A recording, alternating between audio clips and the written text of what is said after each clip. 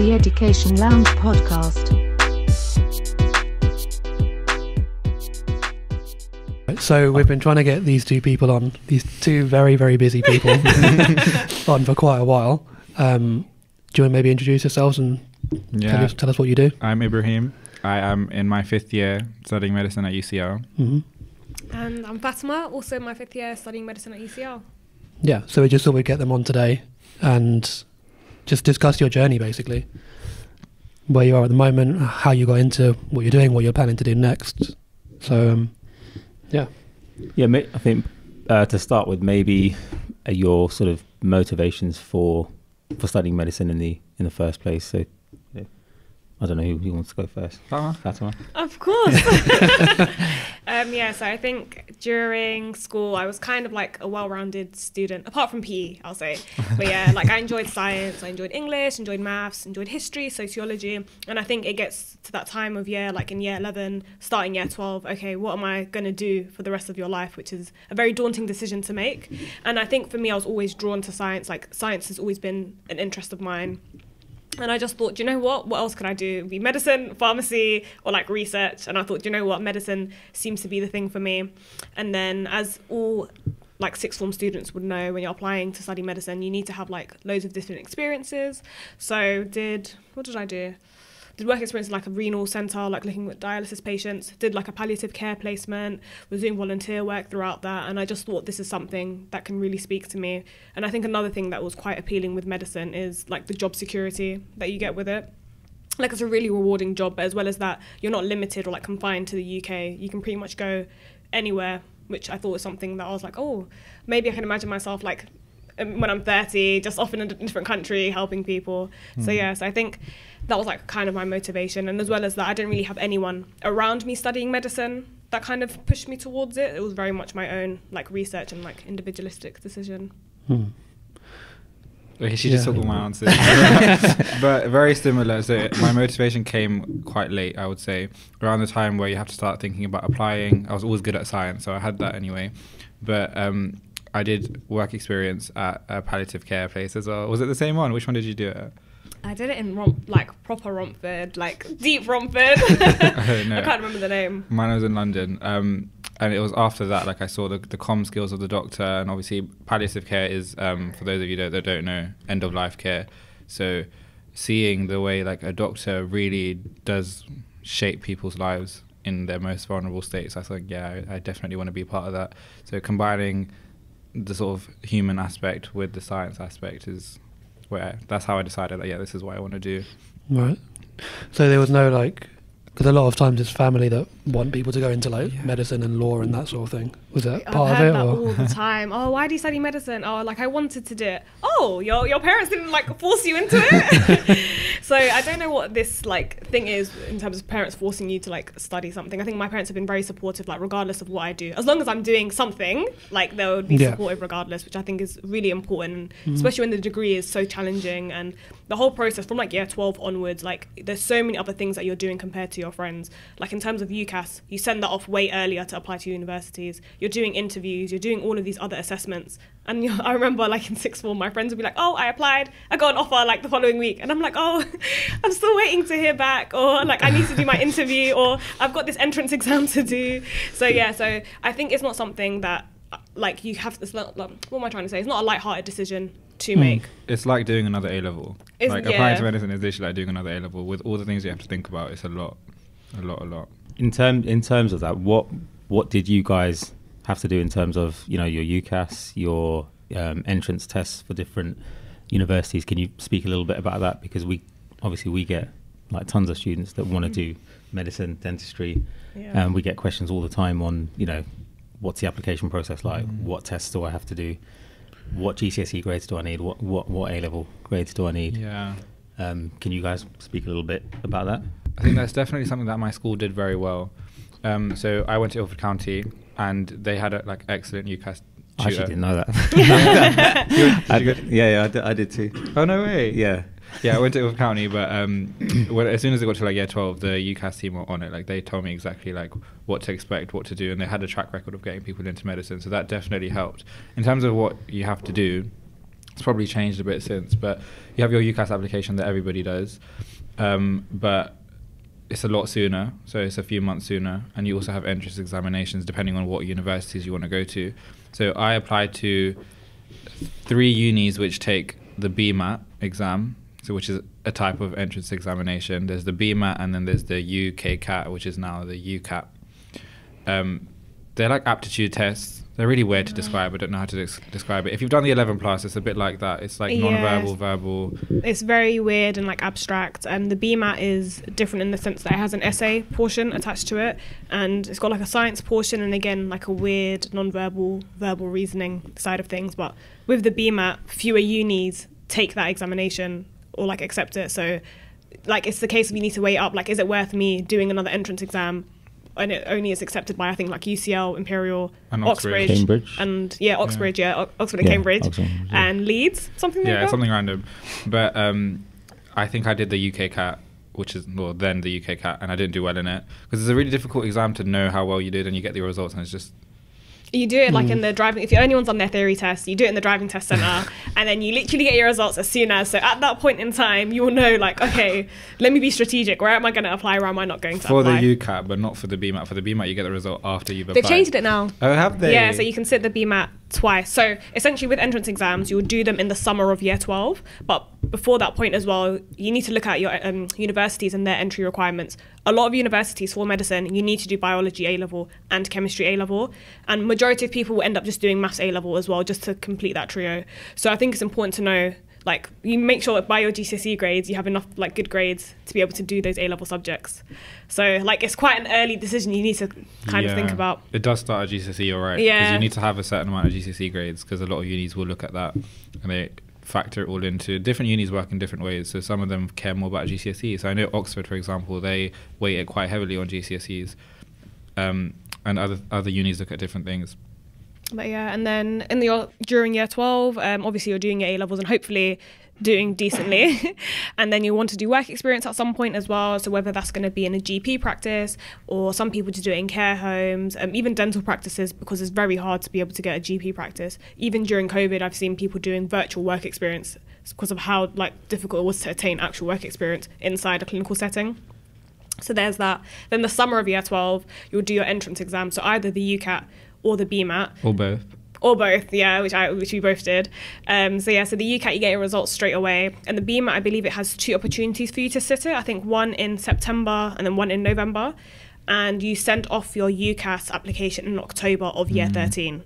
So with the UCAT, you get your results straight away. If you do well, you can just say to yourself, oh, don't want to do the BMAT. I'm going to apply to whatever unis like you choose to apply to. If you do the BMAT in September, I think you get your results just before you send off your application. So you still have an idea of, oh, will I get into these unis? Will I not get into these unis? Yeah, that must be new, because I did the later BMAT, and I was basically putting all my eggs, because I knew I didn't do well in the UCAT. I had to put all your eggs in one basket. Put all my eggs in one basket, but it worked out. Yeah, and then following that, after you do your entrance exams, it's basically that's it. And like you send off your UCAS, it's a waiting game. So you're just waiting patiently to hear back with interviews.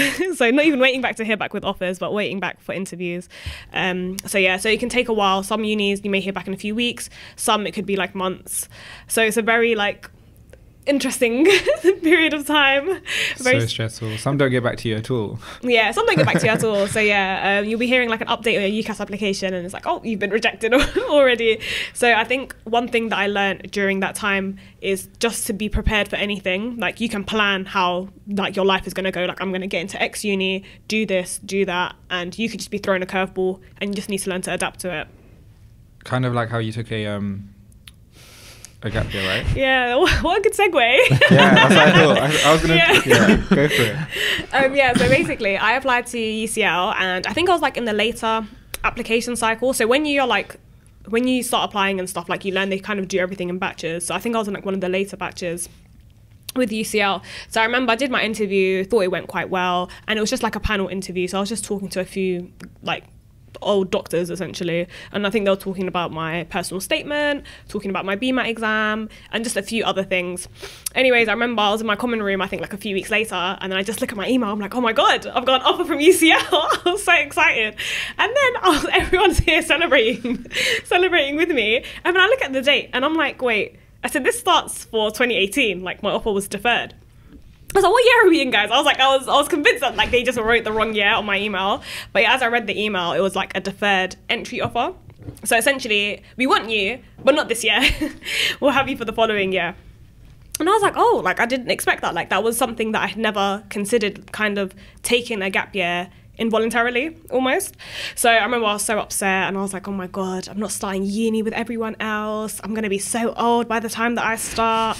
What am I going to do with this whole 1 year? Like, and especially where I think unlike Ibrahim, I didn't really go to the most academic school, let's say. And in terms of people applying to medicine, it was like a minority. So everything that we learned by ourselves. Like we were very much fending for ourselves. There wasn't really a support system there, which I don't know if it's changed since, but I hope so. So yeah, so I think I just had to mentally kind of prepare myself for what this next year is going to be like, because I really did want to go to UCL. I've been to so many open days, so many other like outreach events that they hosted, and I was like, I really do see myself at this uni. I'm willing to take this year out. And essentially, I don't have to do anything. It's not like I have to reapply. Like my offer's just there waiting for me.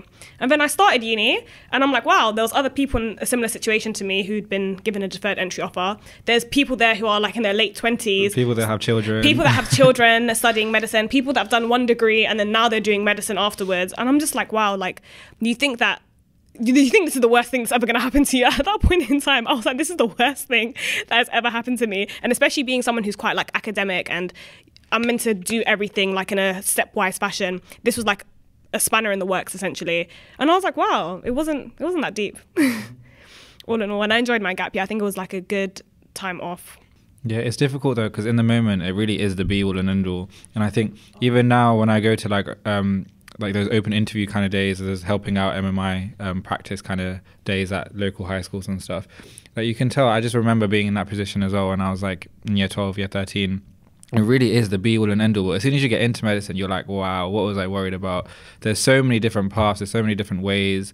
And even once you're there, like it's a whole other game. Like there's so many other things to think about. So my biggest advice would be to not be too hard on yourself, because there's so many ways. You can do medicine abroad. You can like take a gap year like you did. Yeah. You can do a degree and then... No, go. I'll speak. You can do another degree. You can do there's just so many ways into medicine. So don't be too hard on yourself. Essentially. Yeah, 100%. It isn't the be all and end all going to university. Like just do whatever you're comfortable doing, and you'll be committed to doing. Because 6 years that we did, like it's going to be a long degree. Yeah, be sure is the other thing. Like you have to be sure. I think we spoke a little bit about work experience, but it's so necessary that you have that, because if I didn't do it, I wouldn't have known that this is what I want to do. But on the flip side, I could have done it and completely not liked it. And I'm so glad that now that having gone through 5 years, done my clinical years as well, that I made the right decision, having had that sort of experience. So do your experience, make sure that it's not a decision that you take lightly, because it's long. Like 5 years in, I'm approaching the finish line, but it is very long. It's long. It's exhausting. People say that A levels are the most difficult exams you do. That's not true. That's definitely not true. Yeah. That's why I looked at you. I was going to bring up Nikhil. So my brother's done medicine abroad. He's really enjoyed it. But just I'll come back to that in a second. Just before I forget, touching on two things: the two tests, the BMAT and the UK CAT. How did you guys revise for those? Like how much time, sort of out of your normal A-level studying, did you guys dedicate towards those two? So with me, those two exams? I still did like my AS exams in year 12. I think that's completely scrapped though now for like majority of subjects. So I think I finished that in like May, June. And then from that point onwards, I was attending like sixth form, but I was mainly focused on like applying to medicine. So I'll probably say like an hour or two. A week? Yeah, like 4 days, like every couple of days or so. Right. Yeah, so maybe in total like 5 hours a week, roughly. Okay. Give or take. They would always tell you there's like courses that people recommend for you to go on.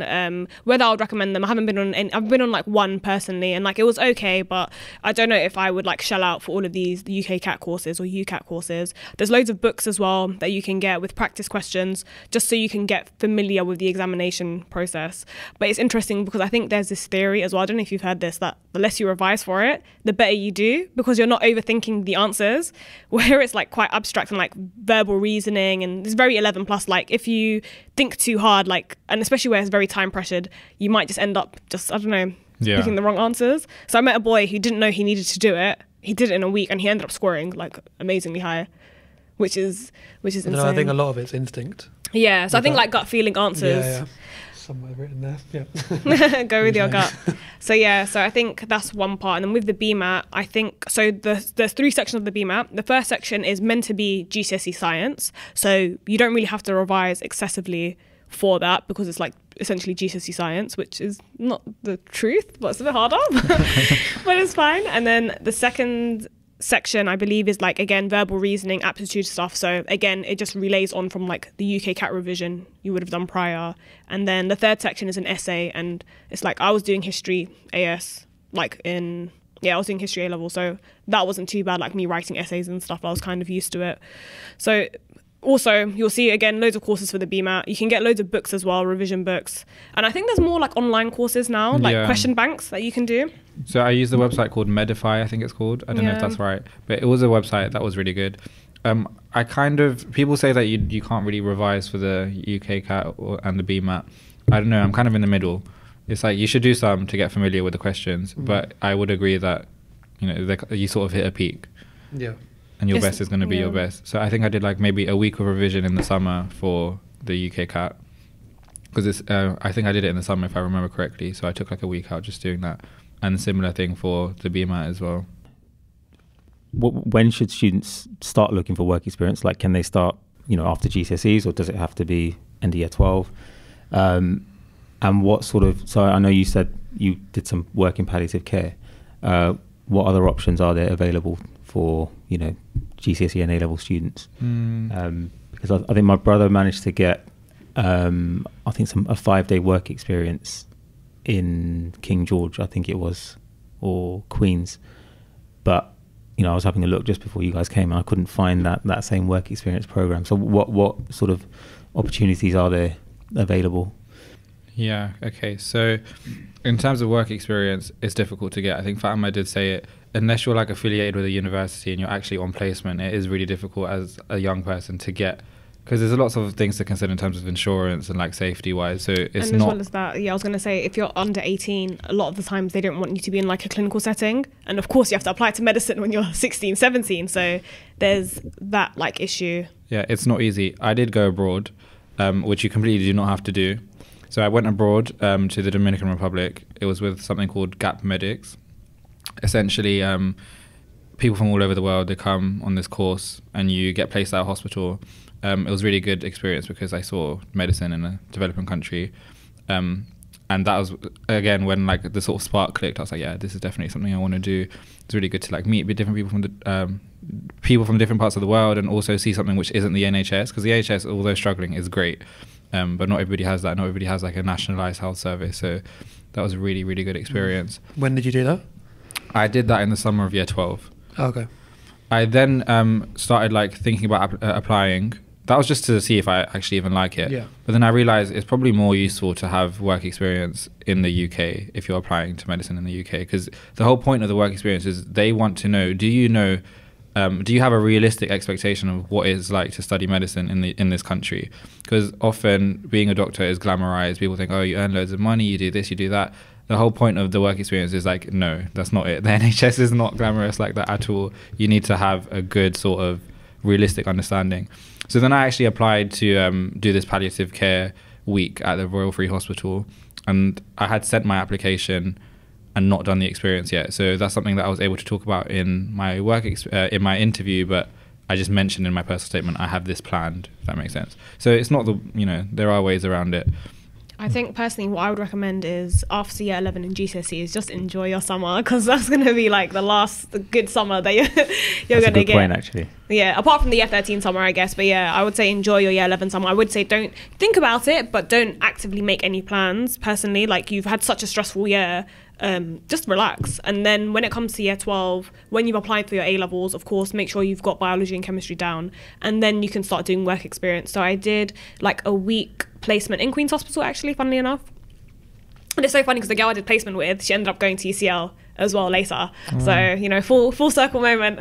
Oh, I have a really good full circle moment. So the palliative care team that I was shadowing for my work experience, I actually had a placement with them a couple months ago, the exact same team. So it was really wholesome, because I remember back in year 12, I was looking at year 5 medical students on their placement thinking, oh wow, I want to be like you guys. And then Lo and behold, you are. lo and behold, yeah, literally I was that. So it was really wholesome.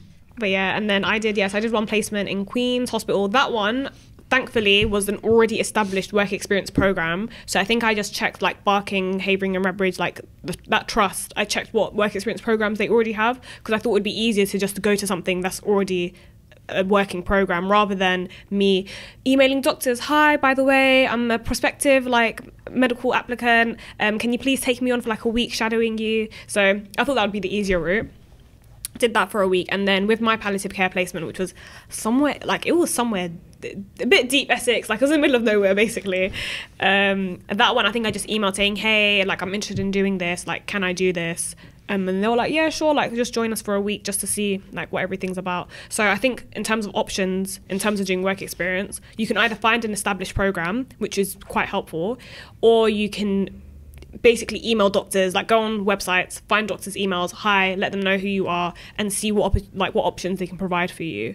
Or the other option is like you working in like a care home, so you don't have to do something clinical. My brother did that. He was working in a care home on a Sunday, I think, just a couple of hours every Sunday. Yeah, so I think what's really important, so I had like a part-time job as well throughout all of this during year 12. So I don't know how I did it actually. So the thought of doing that now is like, it's unbelievable. But yeah, so I had that, and you being like a person, so I was working in Westfield. So you being someone that's like person-facing, developing communication skills like that, working under pressure, because of course in Westfield Stratford you're going to be under a lot of pressure. Those things also show characteristics that are really important for a doctor. So you could have the most amazing work experience, but you might not have learned anything from it. For sure. Yeah, we spoke about this in the last podcast, didn't we? Communication skills. Yeah, we're speaking about tutoring as a career, and in fact you guys came up in that podcast. And we mentioned exactly that, because you learn a lot of that from what you do here as well. You speak to parents, speak to children, like trying to get your ideas across. 100%. Like, yeah. I'm on my pediatric rotation at the moment, so having to explain things to children and their parents in a way that they'll understand is definitely something that I've developed being a tutor. Yeah. So for sure. And yeah, just to echo what Fatima said, it's not really about how many different things you do. Like, yeah, I went to the Dominican Republic, cool, but is like nobody cares about where you do or what you do. It's more about like how you talk about it and what you learn from it, because it's so obvious when you've done something as a tick box exercise versus, okay, I actually saw this interaction, and then you sit back and you reflect on it a little bit, and you have something more to offer in terms of just, oh, I did this placement at this place for this many weeks.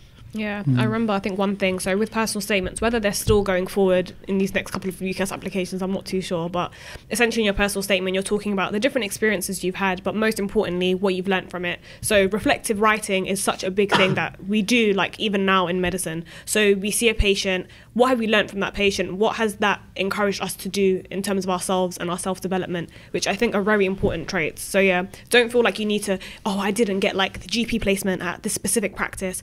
It doesn't matter. Like if you worked at a care home and you work there for like a year every Sunday for a couple of hours, that shows way more than someone who's just done like 3 days in intensive care, because you've shown dedication and commitment, which are very important traits in a doctor.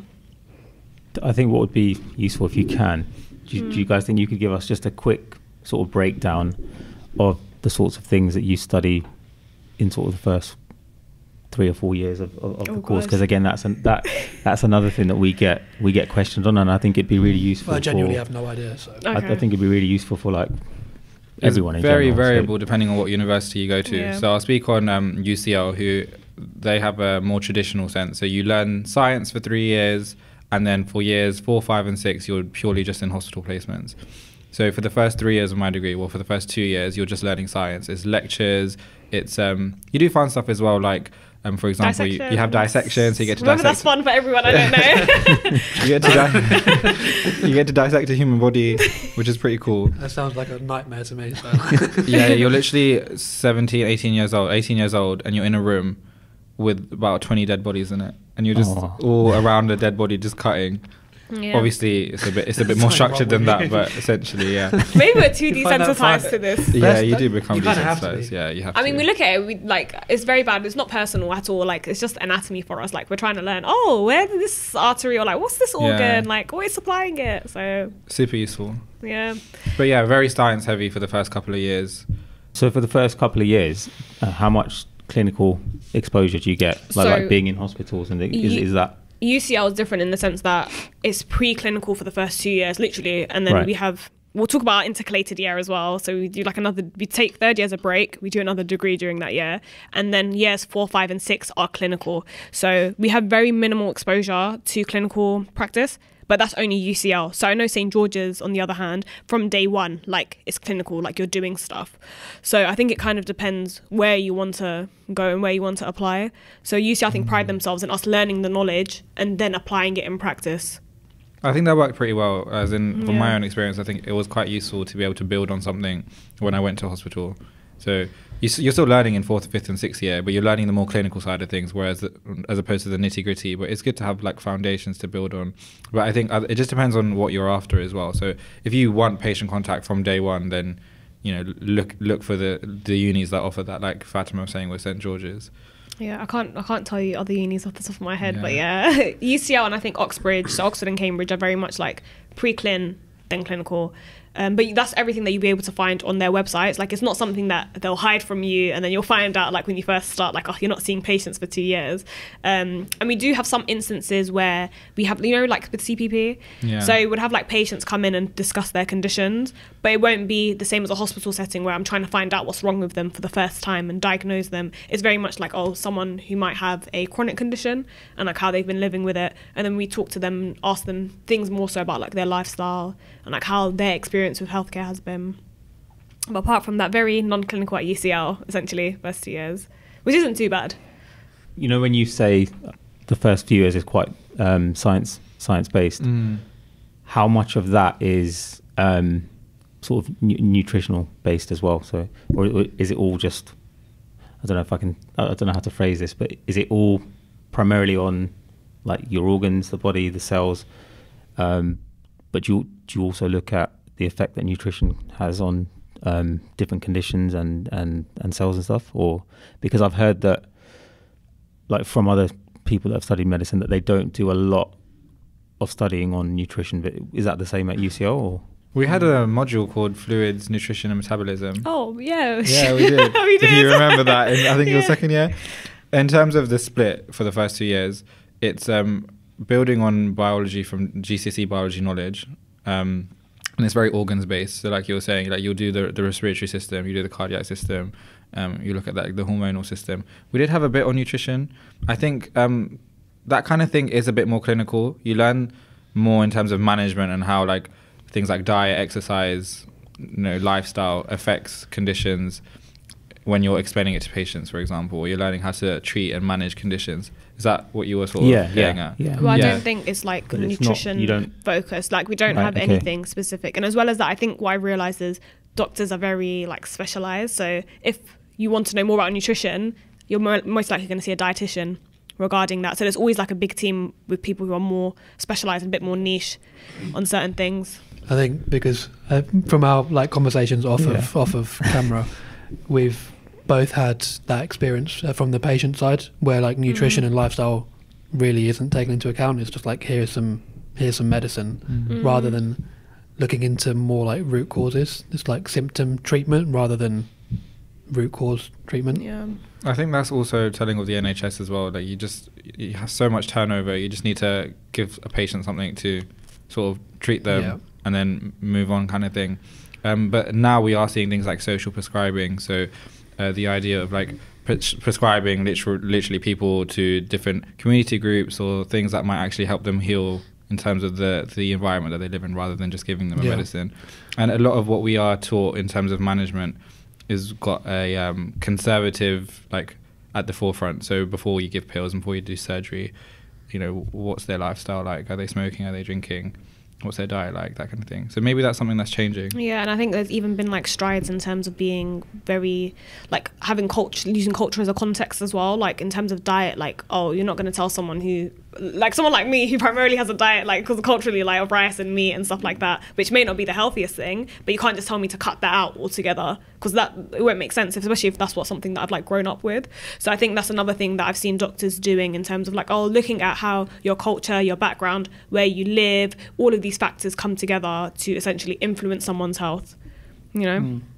Because it's very easy to just treat someone as a body and like as a human, but imagine they're going back to an environment that's just making them sicker, which I've seen like quite a few cases actually. Like you see people pleading to their GPs, I can't live at home, like I've got asbestos, or there's so much pollution and it's like making my asthma worse, or my COPD worse, which is like different respiratory conditions. And it's like, wow, like sometimes you see how limited I guess doctors are in terms of helping people. So I think sometimes even though it does seem like they're treating symptoms, there's also I guess a part of them which is like you need to know your limits. Like you can only help, but only help so much as well, which is unfortunate. But It seems like you need like several specific people rather than one general person. Yeah, we have this concept called the multidisciplinary team, the MDT. So if you're doing like interviews or if you're doing, you know, personal statement writing, you need to throw that buzzword in there. But essentially, yeah, there's lots of different members of different teams that are going to be involved in caring for a patient, and the patient's also part of that team.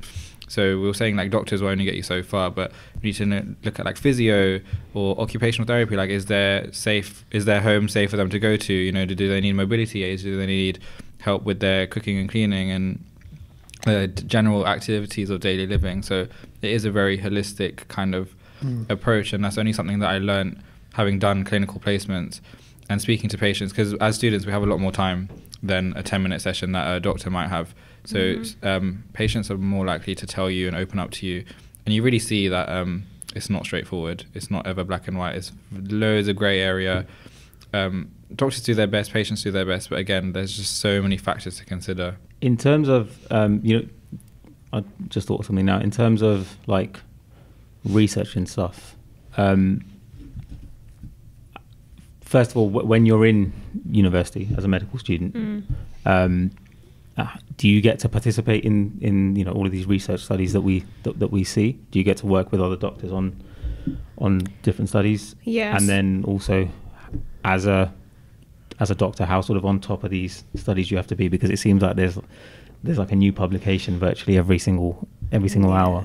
Yeah, So how sort of on top of that do you guys need to be, and how do you stay on top of it is my question really. I think it depends on the individual. So you can either be like a medical student that just does their exams and that's it, like they're trying to do, I wouldn't say bare minimum, they're just getting through medical school. And then you'll have other people who want to be ahead of this committee and then want to do this audit and then want to do this research project and then want to do this randomized control trial and so on and so forth. So I think it just depends on the individual. I guess there's no right or wrong answer, but then again I guess it depends as well what field you want to go into. So I've seen some people who are really interested in neurology, so in order to get into neurology it will help if they do a research project in neurology or they do all of these other things, but you basically have to make time for it on top of everything else you're making time for, which can be quite challenging. So I remember I think I did an audit in, what was it, like second year or third year? I can't remember, but it was during COVID times, so it wasn't too bad in terms of making time for it, and pretty much all of it was like done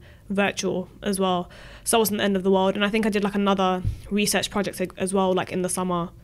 I cannot remember for the life of me what that was about. It was like a good few years ago, but yeah, you basically have to make time for it on top of everything else, and then actually finding the opportunities is the hard thing. So some of them are publicized, and again it's like you jumping on an existing research project. Other times you basically have to find a doctor and be like, oh hey, so like have you got any research projects going on, like do you need someone to do the data collection, do you need someone to do this, do you need someone to do that, and then you might be able to get a publication out of it from that.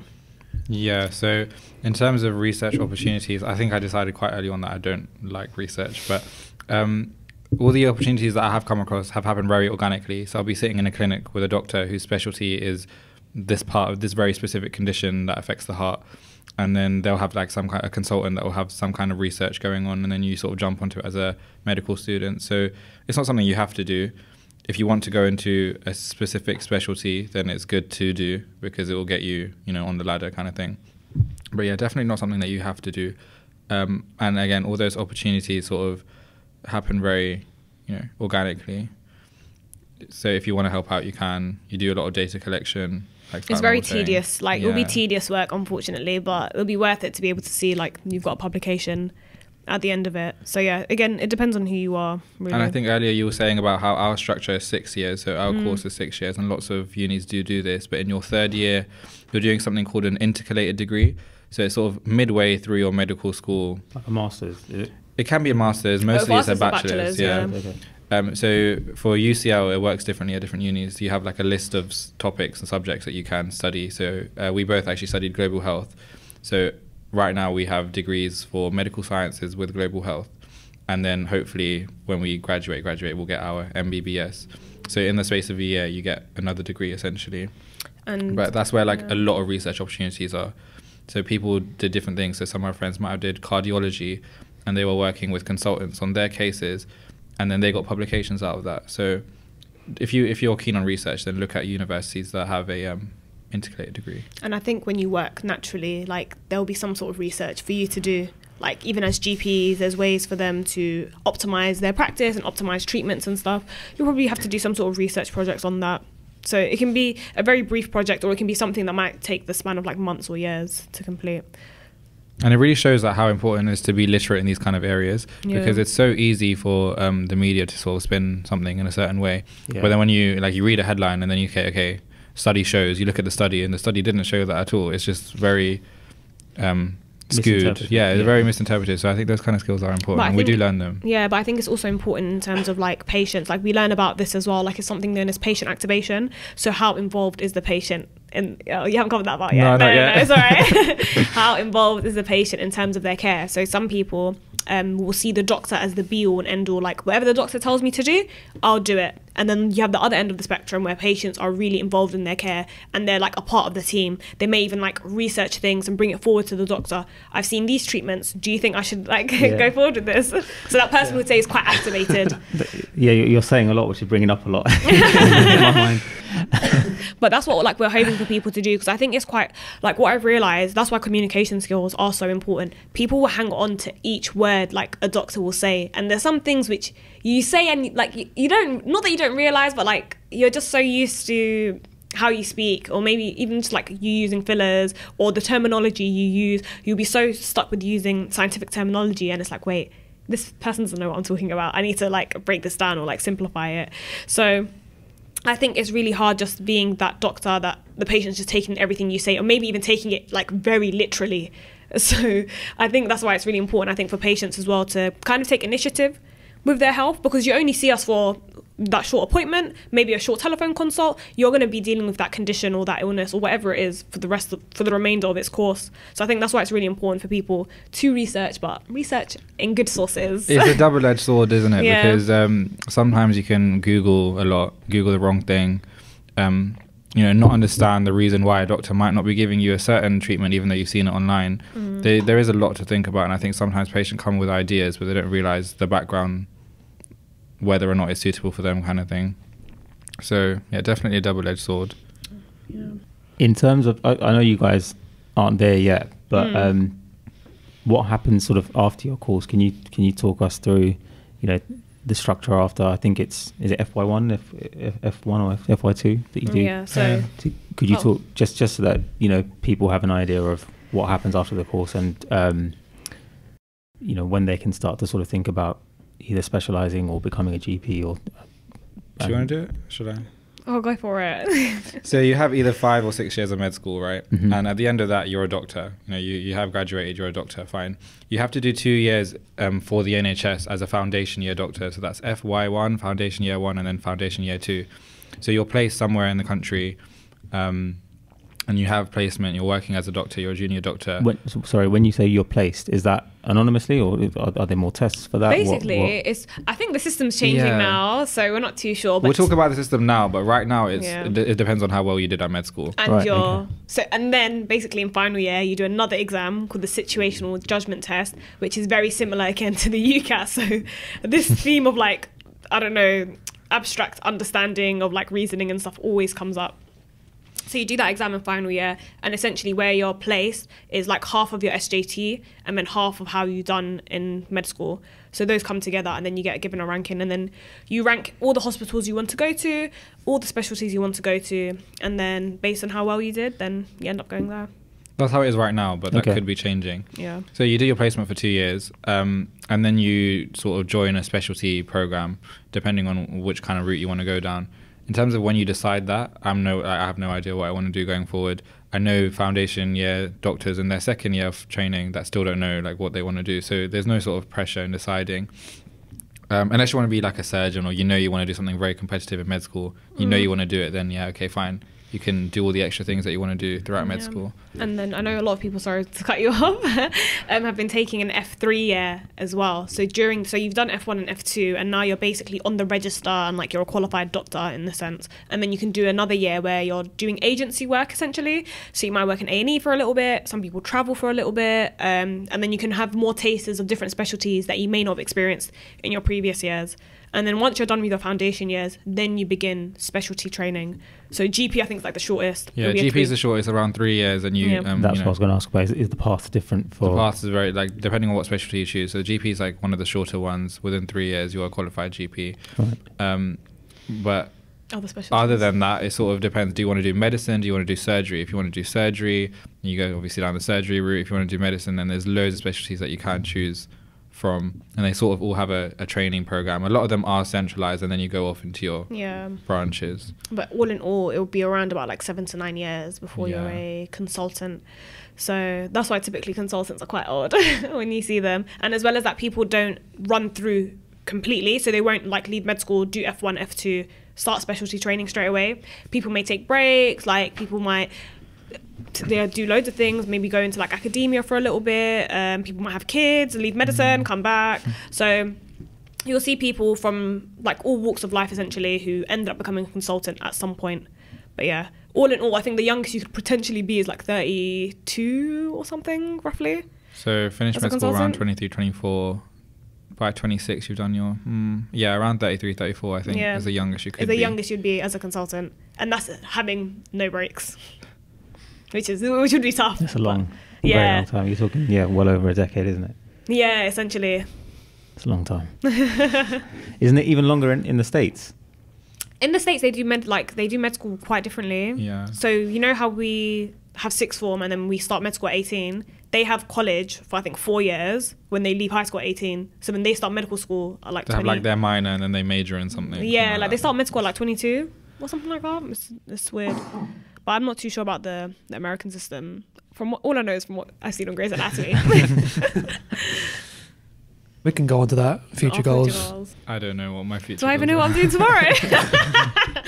No, I think I think it's just important to be open-minded. Like I think I came into medical school thinking I had to be a doctor, but you don't. Like in terms of like not being a doctor, but there's so many options for you. You can go into like academia, be like a clinical academic fellow, be teaching medical students. You could be like a doctor, be a surgeon. You could do so many like different things essentially with your degree, which I think is something to just be quite open-minded about, especially where so during 4th year and 5th year, you rotate between loads of different specialties. Oh my God, like you'll be doing psychiatry 1 week, next week you're doing pediatrics, next week you're doing ophthalmology, the week after that you're doing like obstetrics, so dealing with like pregnant women. So you're exposed to so many things, and there'll be so many, I've had so many moments where I'm like, wow, I want to do this specialty. I do another specialty, I'm like, wow, like I want to do this specialty, but you can't do it all. So I think as of right now, I'm very open-minded. I was leaning towards the GP route a little bit, and like half of medical school graduates end up becoming GPs actually. But leaning to that just for this like the shortest training time, and as well as that, I think it's quite nice being like the first person that someone sees and being able to help them in that sense and send them off where they need to go. Especially because like I haven't had the greatest GP, so I'm like I wanna give back in a sense. But yeah, open-minded. I think I could be swayed by a specialty depending on like what it's like, but yeah, I don't know about you. I don't know what I want to do, to be honest. I think you said something about how like there's a lot of pressure as well to sort of, you see all of these, you're exposed to all of these different specialties, and it does feel a bit, you do feel under pressure sometimes to have it figured out. But I think I've realized that medicine is great. I love medicine. It's not my life. It's not seeing the doctors well into their 30s and their 40s, unable to like start families, not being paid well enough for the work that they're doing.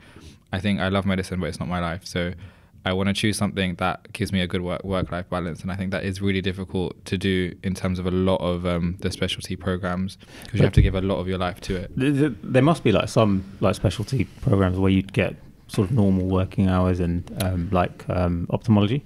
I think isn't that a thing? ophthalmology, yeah. As in, until you're a consultant, a lot of it is like you will be doing night shifts, you will be doing shift works, you will be working weekends. It's not like There's a bit of leeway, just like a tiny bit of leeway. If you So- want to be in the hospital, you have to do all of that, and So- it's tough. Yeah, so I think depending on the program that you go into, which isn't like, again, like if you're not even considering applying to medicine, don't even worry about this. Like, don't even worry about this yet. But you can do like less than full-time training. So I think you work like one day less a week, and there's some people where like they might have nights protected because maybe they've got children. There's certain things that you don't realize until you get into it, like how flexible the career kind of can be.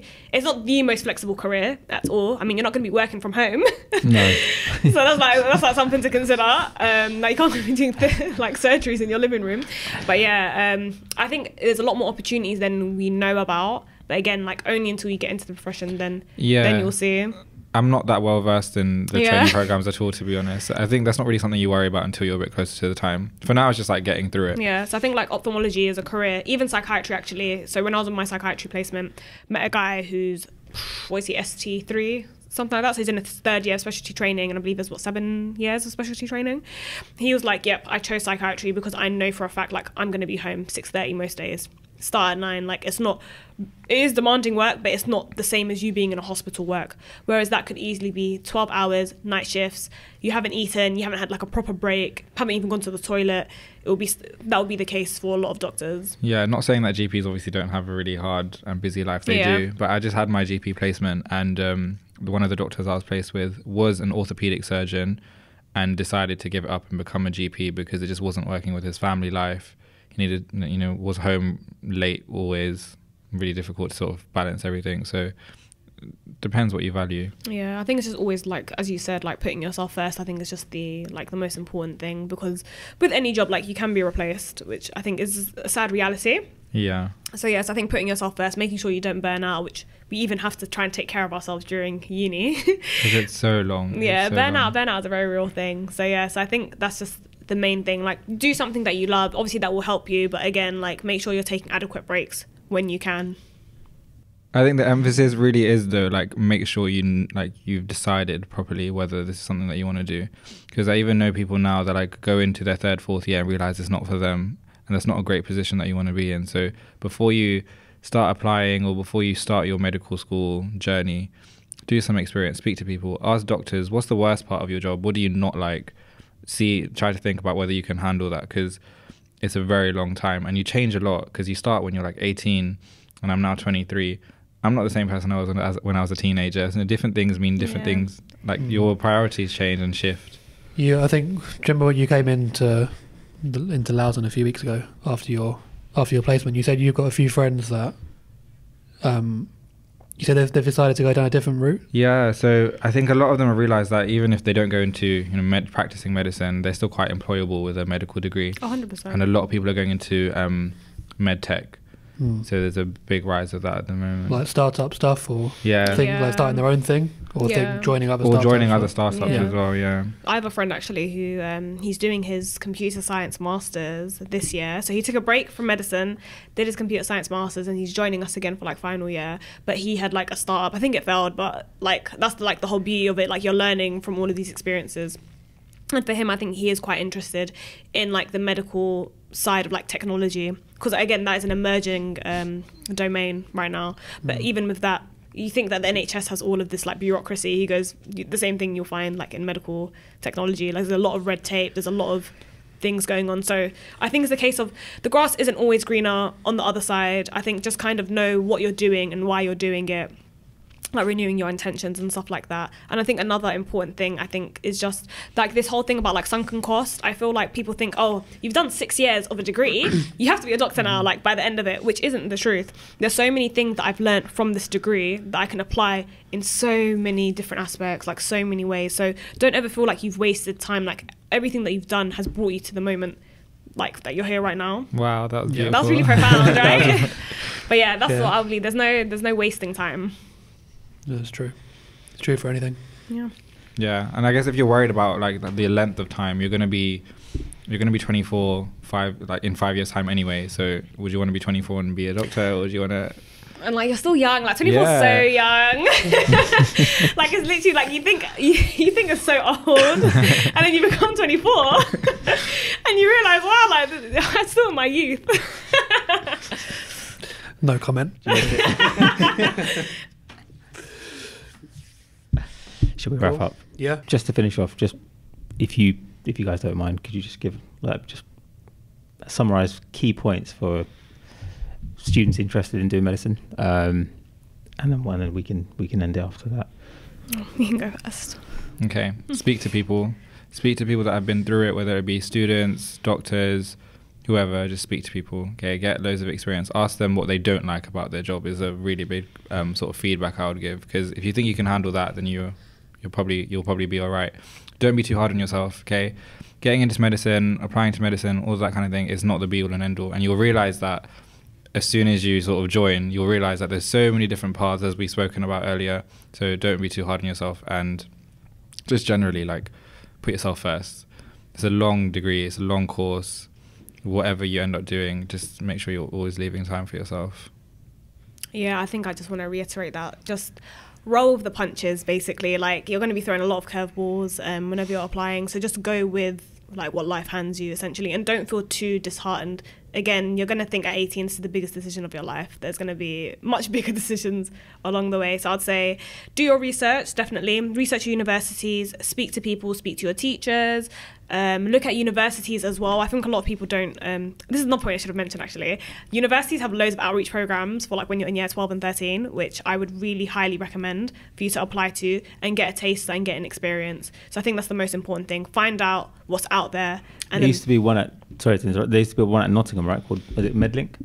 Is that what it's called? So. I know UCL have a big one. Here we are plugging UCL. UCL have got one called Target Medicine, basically, and you do it for the whole year, and they support you like the whole year, like that you're in year 12, which is really good. So I think they help with like interviews, the assessment. Generally, widening participation is a lot better now than it would have been 5-10 years ago. So it's funny enough, actually, I did a widening participation program in year 12, and the guy who I said was in computer science, like we met each other there, and then we're both at UCL now, and we're going to be graduating together. So yeah, I would just say that. So just put yourself out there and don't be disheartened if things just don't go your way. Yeah, no, thank you guys for joining us today, taking time out of your busy schedules. I've actually learnt a lot, and I'm sure all of our viewers have too. So yeah, thank you again. Yeah, thank you so much for taking your time to come and see us today, and we'll see you all next time.